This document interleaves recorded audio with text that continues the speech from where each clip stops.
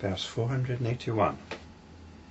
What is meant by the world being above birth and death, or being like the flower in the air? How do you understand it?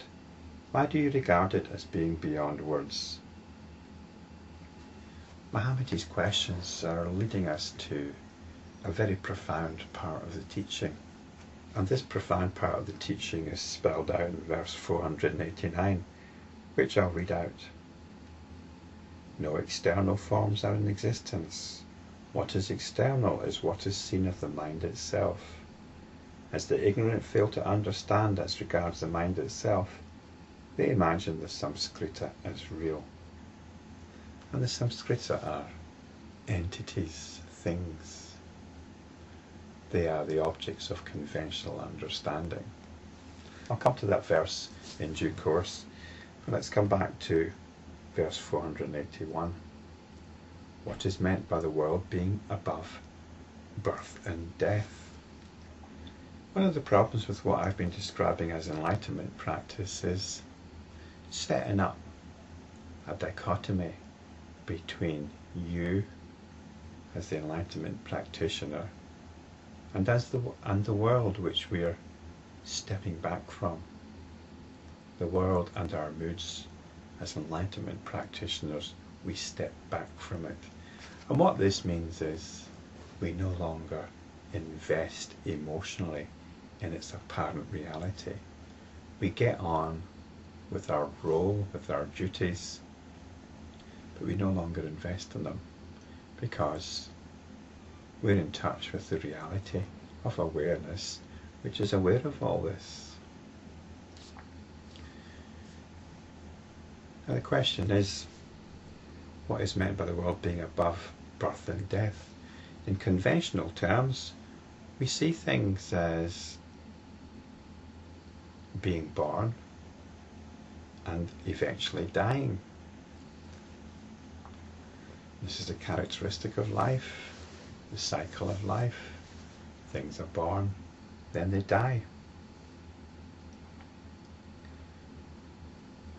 Even the world itself comes into being, and then at some point, according to modern understanding, it will be incinerated when the sun goes nova.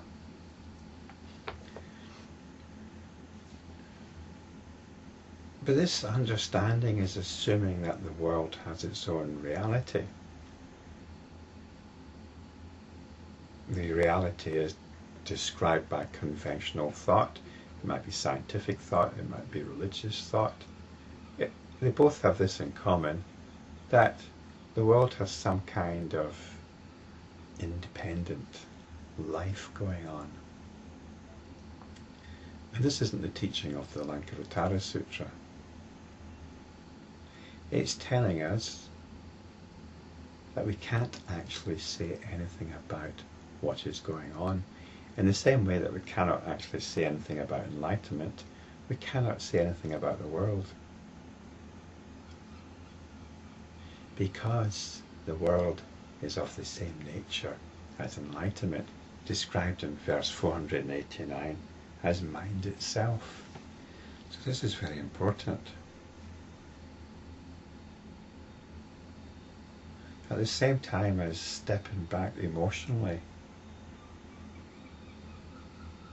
at the same time as becoming dispassionate towards the world and our moods, we also embrace it. We embrace it all. There's no difference between awareness and what it's aware of. This is the point. I often talk about stepping back into pure awareness. But actually all this is pure awareness. In order for awareness to become aware of itself, it has to step out of itself. And all of this is an opportunity for awareness to become aware of itself.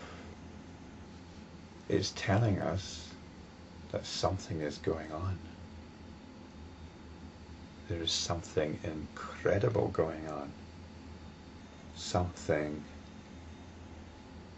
beyond the ability of our conceptual minds to conceive. We can describe it as the great miracle. There is something and not nothing. This is all the power of awareness, the whole universe, our whole lives, the lives of everybody. This is it. This is mind itself. It's not about the little lives strutting their stuff and believing in their own dramas. In this way, the world is above or beyond birth and death. It's also described here as being like the flower in the air.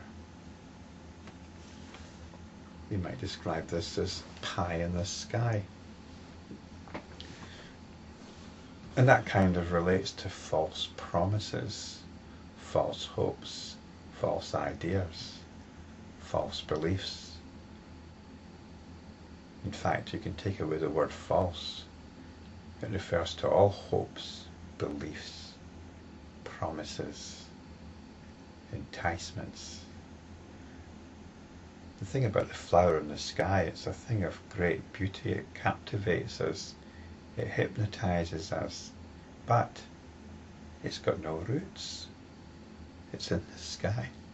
The flower in the sky has got no roots. It's not rooted in anything real.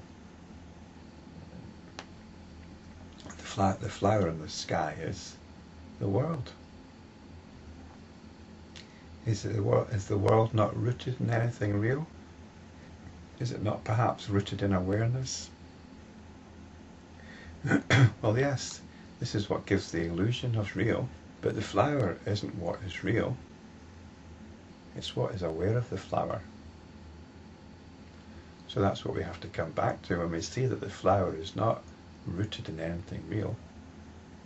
We come back, not to the flower, but to what's aware of the flower. So in the same way, we see the world as like a flower in the sky. It's not rooted in anything real. So we come back to awareness. And we come back to the awareness that is aware of all this. Awareness embraces everything. Awareness has to flex itself in the form of attention. Attention. It has to attend to some aspect of what's going out there. It gets caught up in it, and then it remembers, and it drops the tension. The attention comes back. It's like an elastic band. It's here, then it gets pulled out. But then we can drop the tension, and it comes back to its natural resting place.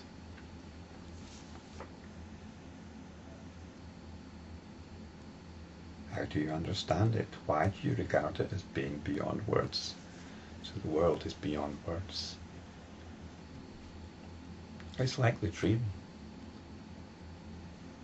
Is the dream any different from the mind of the dreamer? When you're dreaming something, what is the relationship of the objects in the dream to the consciousness of the dreamer? All the objects in the dream are part of consciousness. All the objects that are appearing before us right now are part of consciousness. There's nothing to be said about them from the perspective of enlightenment practice. They're all aspects of a dream. They're all aspects of awareness. So rather than get caught up in aspects of awareness, come back to awareness itself. This is all mind. Mind.